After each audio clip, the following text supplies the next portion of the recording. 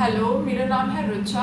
आज मैं आपको बताने वाली हूँ कि डिफरेंट बायोलॉजिकल प्रोसेसेस का हमारी बॉडी पे क्या इम्पैक्ट पड़ता है और किस तरह से डिफरेंट फिजिकल, केमिकल, रेडिएशन और ऑक्यूपेशनल एजेंट से हमारी बॉडी इंजर्ड होती है और उसके बाद हमारी जो cell which is a fundamental unit of life, तो वो जो सेल है, सेल पे कैसे इम्पैक्ट पड़ता है, क्या क्या इटियोलॉजीज़ हैं।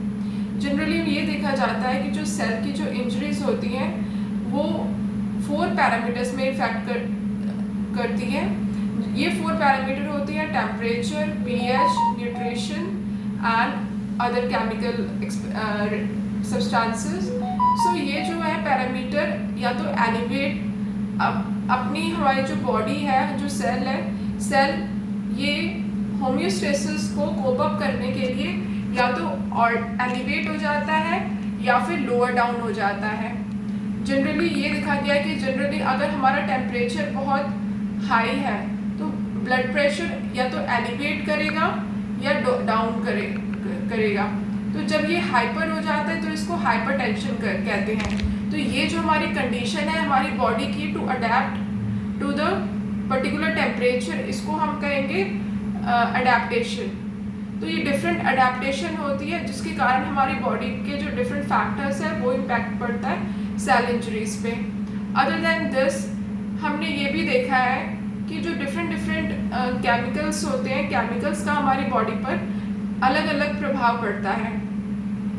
कुछ जो सेल्स होते हैं, जैसे कि हम बात करें अगर डिफरेंट पैरामीटर्स की, कुछ जो सेल्स हैं मसल सेल्स हैं वो अपना अलग इम्पैक्ट डालते हैं। Cardiac cells which are known as जो मायोसाइट्स हैं, जो मसल सेल्स हैं, उनका इम्पैक्ट अलग पड़ता है। जो कार्डियक सेल्स हैं उनका अलग पड़ता है और जो स्केलेटल मसल सेल्स हैं उनका इम्पैक्ट अलग पड़ता है। ये देखा गया है जनरली कि जो मायोसाइट्स हैं उनमें अगर किसी तरह की इंजरीज आ जाती हैं तो ये जो सेल्स हैं ये फटाफट रीगेन कर जाती हैं क्योंकि इनकी अडेप्टेशन के और रिजुविनेशन की टेंडेंसी ज़्यादा होती है। वहीं दूसरे हैंड में अगर कार्डियक सेल को अगर हम एक पीस कट करके उनकी जो दोबारा से हम उसको रिप्लेनिश करने की सोचे तो ऐसा नहीं हो सकता। ऐसे ही अगर नर्वस सेल के अंदर हम सोचे कि अगर कोई सेल इंजरी हो गई और दोबारा रिकवर करें तो वो कपल ऑफ टाइम के लिए ही वो रहेगी, अदरवाइज डिजेनरेट हो जाएगी।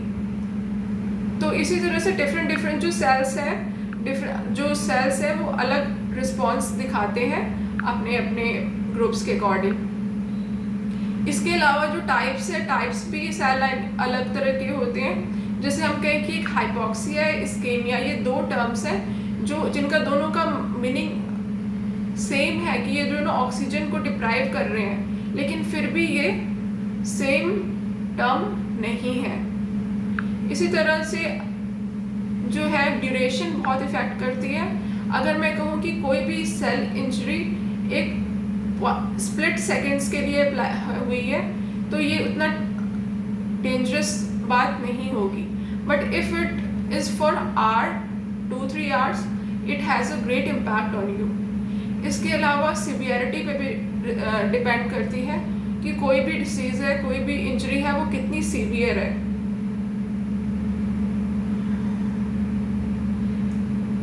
निक्रोसिस, एपोप्टोसिस, प्रोटोप्सिस, ऑटोलिसिस एंड ऑटोफोजी, ये सारी टर्म्स सेलुलर इंजरी को प्रिडिक्ट करती हैं। जहाँ पे निक्रोसिस को हम कहते हैं सेलुलर होमिसाइड, वहीं एपोप्टोसिस को हम कहते हैं प्रोग्राम सेल डेथ। और ऑटोलिसिस होता है जब जनरली हमारी जब सारी जो सेल की फंक्शनिंग है वो डिस्टर्ब हो गई है और वो पूरा डिजोल्व हो गया है सेल, उसको कहते हैं ऑटोलिसिस। ऑटोफेजी है जब खुद का जो सेल है वो ब्रेक डाउन करके अपने ही सेल को खा रहा है, उसको कहते हैं ऑटोफेजी। और जनरली पायरोप्टोसिस होती है इन्फ्लेमेशन ऑफ सेल। सो आज के लिए बस इतना ही। नमस्कार।